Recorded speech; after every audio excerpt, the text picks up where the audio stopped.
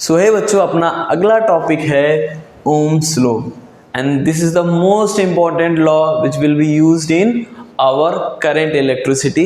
सो start. So अब हमें पता है कि हमने क्लास 10th में भी ओम्स लॉ पढ़ा था, बट हमने वहाँ पे खाली थोड़ा सा पढ़ा था कि एक्चुअल में ओम्स लॉ है क्या, उसका डेफिनेशन देखा था, फॉर्मूला देखा था, दैट्स इट. लेकिन हमें यहाँ पे कुछ उसके फिजिकल पैरामीटर्स भी देखने हैं और बहुत सारी चीज़ें देखनी है जो हमें इसको क्या करेगा, धीरे धीरे डॉट्स को क्या कनेक्ट करने में हेल्प करेगा. सो सबसे पहले स्टेटमेंट जरूरी है. किसी भी लॉ को अगर हमें समझना है तो statement is the most important thing which we can take help.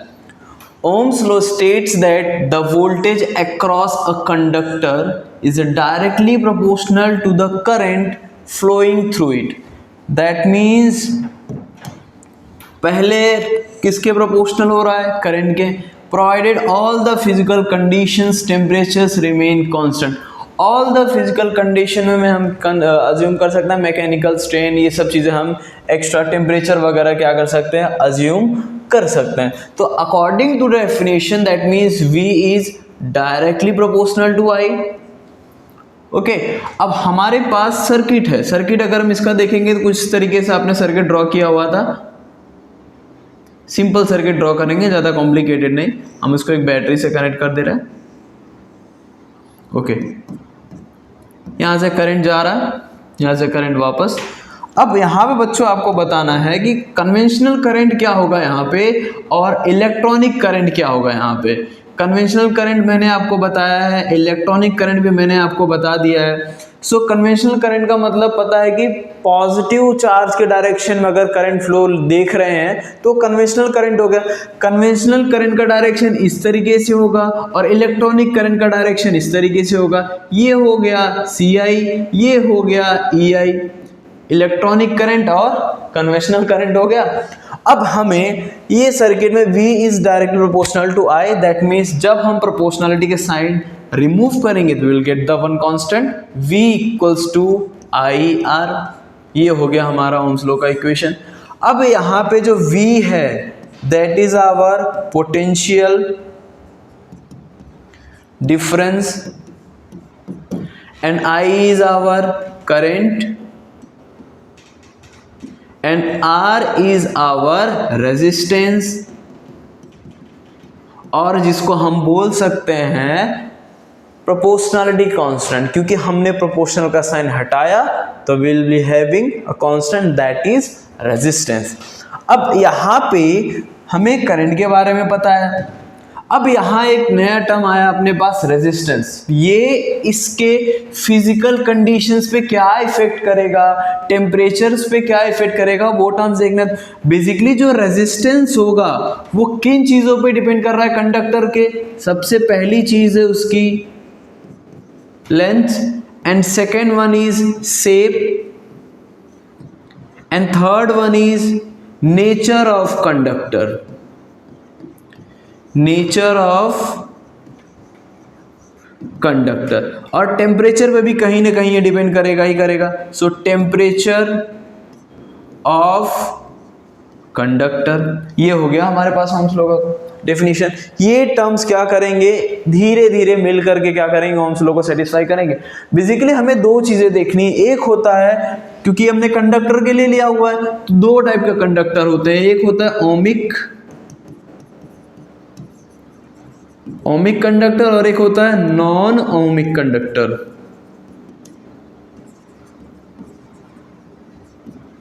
अब ओमिक कंडक्टर का मतलब क्या होता है और नॉन ओमिक कंडक्टर का मतलब क्या होता है वो देखना. ओमिक कंडक्टर का मतलब होता है कि ओम्स लॉ को क्या कर रहा है, ओबे कर रहा है, ओबेस ओम्स लॉ. और नॉन ओमिक का मतलब होता है does not obeys Ohm's law.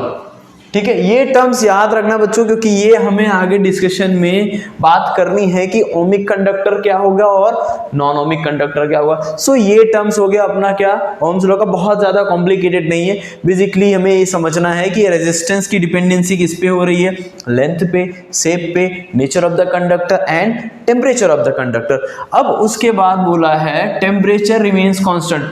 अगर करंट फ्लो होगा तो टेम्परेचर भी बढ़ेगा, क्योंकि अगर किसी भी वायर या कंडक्टर में बार बार करंट फ्लो हो रहा है, दैट मीन्स उसका टेम्परेचर भी क्या होगा, बढ़ेगा। टेम्परेचर बढ़ने की वजह से तीन टाइप के उसमें क्या होते हैं, लेंथ में चेंजेस होते हैं। अब उसके लेंथ में चेंज होगा कि उसके एरियल पोर्शन में चेंज होगा कि वॉल्यूमेट्रिक चेंज होगा, वो बात की बात है। लेकिन अगर टेम्परेचर बढ़ा तो उसके में थोड़ा बहुत स्ट्रेन आने वाला है ही।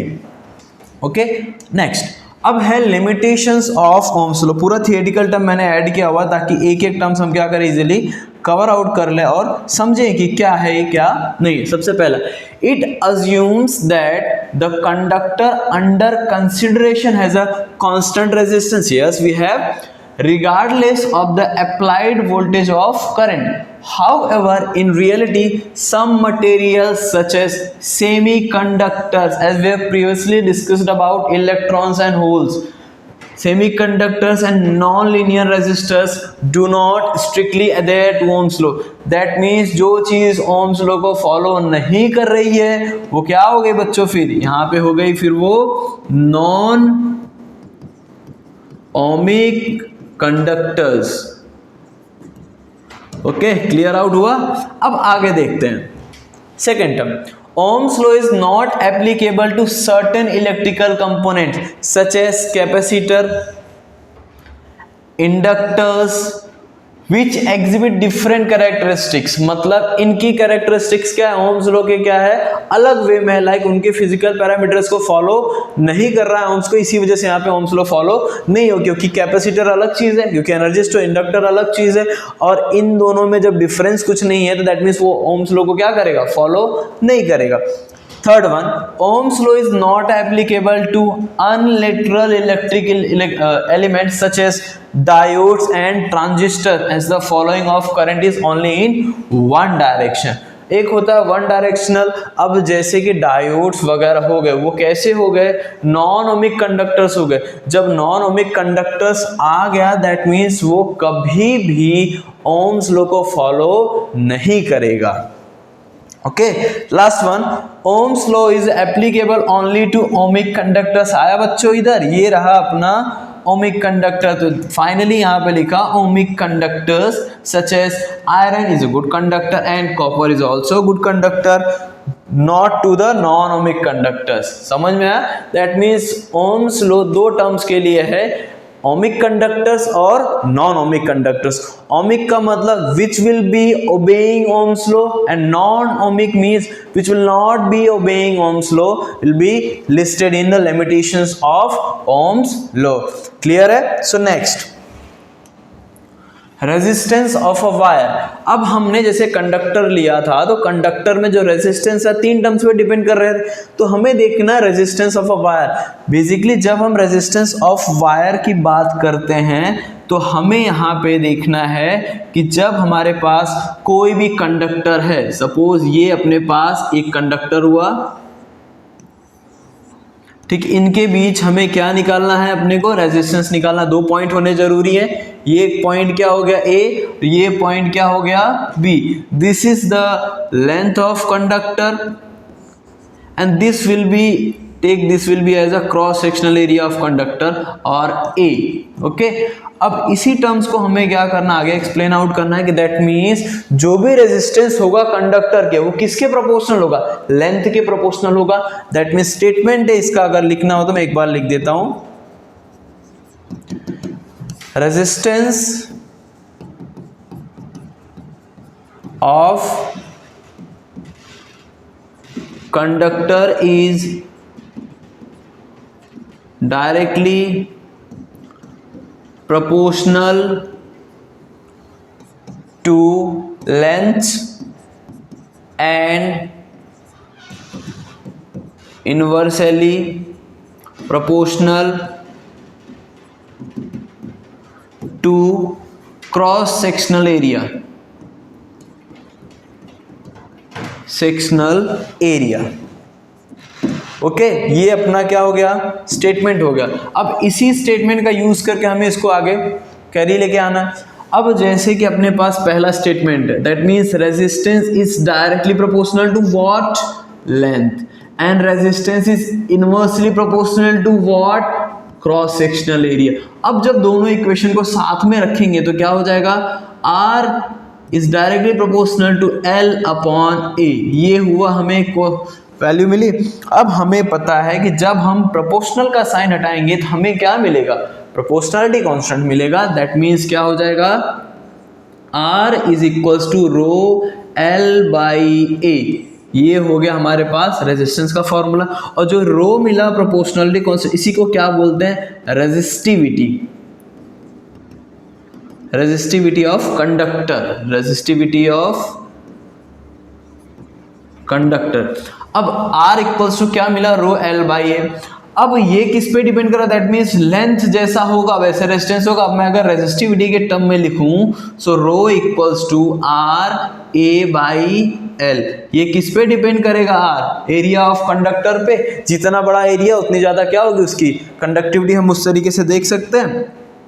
अब हमें इस टर्म को देखना है कि यूनिट क्या हो जाएगा। So unit will be, resistance का क्या होता है, ओम, एरिया का क्या होता है, मीटर स्क्वायर, एंड लेंथ का क्या होता है, मीटर। सो हमें जो रेजिस्टिविटी की यूनिट मिली that will be ohm metre. ये हो गया, ये हो गया अपने पास रेजिस्टिविटी और रेजिस्टेंस ऑफ अ वायर। इस तरीके से हम आगे क्या कर सकते हैं, उसको खींच सकते हैं टर्म्स को कि कैसे लिखना है हमें, कैसे नहीं लिखना। सो नेक्स्ट, ओके, अपना example number 2 from this chapter, example number 2। धीरे धीरे हम टर्म सॉल्व करेंगे और हम आगे जैसे जैसे चैप्टर्स को आगे बढ़ाएंगे हम नीट वाले क्वेश्चंस भी करने वाले हैं। और बोर्ड में इस तरीके से जो क्वेश्चंस आते हैं उसको भी हम क्या करेंगे, फटाफट सॉर्ट आउट करेंगे, ताकि हमारा जो ये चैप्टर है उसके कोई भी डाउट्स ना रहे कि कैसे इसमें क्वेश्चंस आ रहे हैं। ठीक है, okay. The current in a wire varies with the time according to the relation I equals to 3 plus 2t ampere. How many coulombs of charge pass a cross section of the wire in the time interval of 0 to 4 seconds? What constant current will transport the same charge in the same interval? अब जैसे कि हमें इसको sort out करना है तो that means हमें क्या करना पड़ेगा, गिवन डेटा लिखना पड़ेगा। So I is what? I is your 3 plus 2t ampere and time is from 0 to 4 second. अब हमें पता है कि I का फॉर्मूला क्या होता है, dq by dt। Instantaneous current जैसा बिहेव हो रहा है कि नहीं बच्चों यहाँ पे। अब dq बाई dt हमें क्या फाइंड करना है, सबसे पहले how many coulombs, that means we need to find charge. So charge को सब्जेक्ट बनाएंगे हम। सो ये क्या हो जाएगा, dq equals to I dt। ये हुआ। अब जब इस फॉर्म में आया तो हमें पता है दोनों तरफ क्या करेंगे हम, इंटीग्रेशन करने पे। तो लिखेंगे यहाँ पे इंटीग्रेटिंग बोथ साइड्स। अब ये क्या हो गया अपने पास, dq equals to I D T. लेकिन यहाँ पे जो वैल्यूएशंस दी है टाइम इंटरवल की वो कितनी है अपने पास, 0 से क्या है 4 है। ठीक है, डी क्यू का क्या हो गया q। So I D T 0 to 4। अब i की वैल्यू क्या है हमारे पास, वी हैव 3 plus 2t। तो 3 plus 2t dt हो गया। अब जब सिंप्लीफाई करेंगे तो ये क्या हो जाएगा, 0 to 4 हमने किया, सिंपल करके करेंगे ज़्यादा इजी रहेगा हमारे लिए। 3 dt plus 2t dt 0 to 4, ये टर्म्स क्लियर हुआ। अब इन्हीं को क्या करना है, हमें सिंपल में लिख देना है कि 3t मतलब कोई टर्म इससे रिलेट नहीं कर रहा है, तो t का क्या हो जाएगा, टर्म t ही हो जाएगा।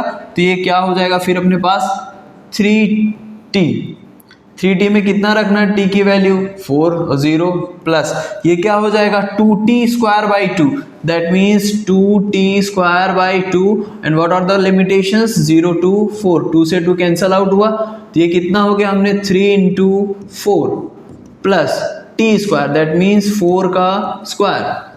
सो कितना, क्योंकि 0 में कोई वैल्यूएशन आएगा ना, 4 3 जा 12 प्लस 4 4 जा 16 प्लस 12 कितना आ गया अपने पास 28 coulomb, that means our charge will be 28 coulomb. मतलब पहले क्वेश्चन का आंसर हमें मिल गया। And the second question is what constant current would transport the same charge, that means हमें पता है I इक्वल्स टू क्या होता है Q बाई टी। हमें क्या फाइंड करना है, करंट फाइंड करना है। तो Q कितना मिल गया 28 कूलम और टाइम कितना अपने पास 4, तो कितना आ गया 7। सो I के वैल्यू कितनी हो गई 7 एम्पियर। ये हुआ हमारे क्वेश्चन का सॉल्यूशन। इस तरीके के जनरली क्वेश्चंस कभी कभी बोर्ड एग्जाम में भी देते हैं, या तो एमसीक्यू सेक्शन में 1 या 2 क्वेश्चन इस तरीके का रिलेट होता है जो काफ़ी इजी है सॉल्व करने के लिए, लेकिन हमें थोड़ा सा पेशेंस बना करके सॉल्व करना है क्योंकि इजी क्वेश्चंस में हमारे मार्क्स बहुत जल्दी जाते हैं। ठीक है, इतना डिस्कस कर ले। अब अगले लेक्चर्स में हम डिस्कस करेंगे ड्रिफ्ट वेलोसिटी और बाकी के जो टर्म्स बचे हैं वो हम अगले लेक्चर में डिस्कस करने वाले हैं। ठीक है।